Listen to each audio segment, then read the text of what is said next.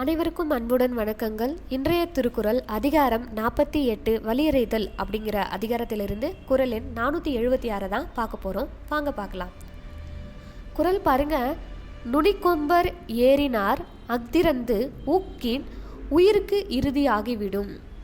நுனிக்கொம்பர் ஏறினார் அஃதிறந்து ஊக்கின் உயிர்க்கிறுதி ஆகிவிடும். நுனி அப்படின்னா முனை, கொம்பர் அப்படின்னா சிறுகிளை. கொம்பர்னா என்ன? சிறுகிளை. ஏறினார் அப்படின்னா ஏறினவர். அஃது அப்படின்னா அது. இறந்து கடந்து. ஊக்கின் அப்படின்னா முயன்றால். உயிருக்கு அப்படின்னா உயிருக்கு. இறுதி அப்படின்னா முடிவு. ஆகிவிடும் அப்படின்னா நமக்கு நல்லாவே தெரியும், முடிவாகிவிடும். இதோட என்னுடைய விளக்கம் பாருங்க. ஒரு மரத்தின் நுனிக்கொம்பில் ஏறியவர் அதையும் கடந்து மேலும் ஏற முனைந்தால் அவருடைய உயிருக்கு முடிவாக நேர்ந்துவிடும்.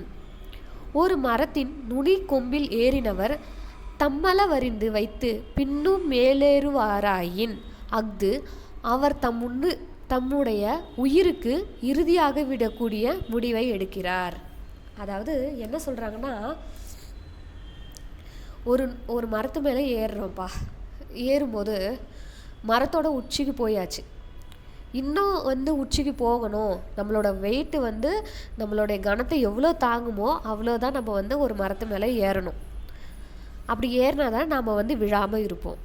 மரத்தோடைய நுனி கிளை வரலையும் அந்த துளிர் விட்டுருக்கு இல்லையா, அது வரலையும் ஏறணும் அப்படின்னு நம்ம ஏறணும்னு முயற்சி பண்ணால் நம்ம என்ன பண்ணுவோம்? அவ்வளோ பெரிய மரத்தில் இருந்து கீழே விழுந்துருவோம் இல்லைங்களா? அதைத்தான் அழகாக திருவள்ளுவர் சொல்ல வராரு.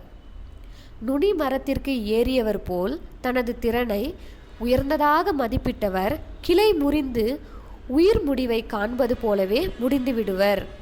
ஒரு மரத்தின் நுனிக்கொம்பில் ஏறியவர் அதையும் கடந்து மேலே ஏற முனைந்தால் அவருடைய உயிருக்கு முடிவாக நேர்ந்துவிடும். ஒரு மரக்கிளையில் நுனியில் ஏறிவிட்டவர் அந்த அளவையும் கடந்து மேலும் ஏற முயன்றால் அம்முயற்சியே அவர் உயிருக்கு முடிவாகிவிடும். தன்னை பற்றி அதிகமாக கணக்கு போட்டுக்கொண்டு எல்லை மீறி போகின்ற ஒருவர் நுனிக்கிளையில் ஏறியவர் அதற்கு மேலும் ஏறிட முயற்சி செய்தால் என்ன ஆவாரோ அந்த கதிக்கு ஆளாவார்கள். இதுலேருந்து என்ன தெரியுது? நம்மளால் எவ்வளவு முடியுமோ, நமக்கான வலிமை எவ்வளவோ, நாம் எவ்வளவு தூரம் போகணுமோ அந்த அளவுக்கே தான் நம்ம போகணும். எல்லை மீறி எதுலேயும் நம்ம என்ன பண்ணக்கூடாது? போகக்கூடாது. எனக்கு எல்லாமே தெரியும் அப்படின்னு நடந்துக்கக்கூடாது. என்னால் எல்லாமே முடியும் அப்படின்னு போகக்கூடாது. நமக்கு என்ன தெரியும்? நம்மளுடைய அறிவுக்கு தெரியும் இல்லையா? மரத்தோட உச்சிக்கு போனால் நம்ம கீழே விழுந்துருவோன்னு தெரியுமா இல்லையா? அந்த எல்லையை தெரிஞ்சுக்கிட்டு நம்ம என்ன பண்ணணும்? இதுதான் மரத்தோட இதுவா, இவ்வளோதான் நம்மளால் போக முடியுமா, நல்லது அப்படின்னு நீங்கள் திரும்பி வந்துட்டிங்கன்னா அது உங்களுக்கும் நல்லது, உங்களை சார்ந்தவர்களுக்கும் நல்லது. இல்லை, நான் மரத்தோட நுனி கிளையில் அந்த இலை வந்திருக்கு பார்த்தீங்களா, அந்த துளிரை கூட நான் என்னோடய காலுக்கு கீழே அந்த துளிரை கொண்டு வருவேன்னு நீங்கள் போனீங்கன்னா அங்கேருந்து கண்டிப்பாக நீங்கள் விழுறத யாராலையுமே தடுக்க முடியாதுன்றதான் அழகாக திருவள்ளுவர் இந்த குறளில் சொல்லியிருக்காரு பாருங்க.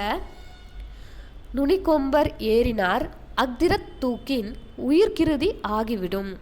நுனிக்கொம்பர் ஏறினார் அஃதிறத் தூக்கின் உயிர்க்கிறுதி ஆகிவிடும். நன்றி. நாளை மீண்டும் வேறு ஒரு திருக்குறளுடன் சந்திப்போம்.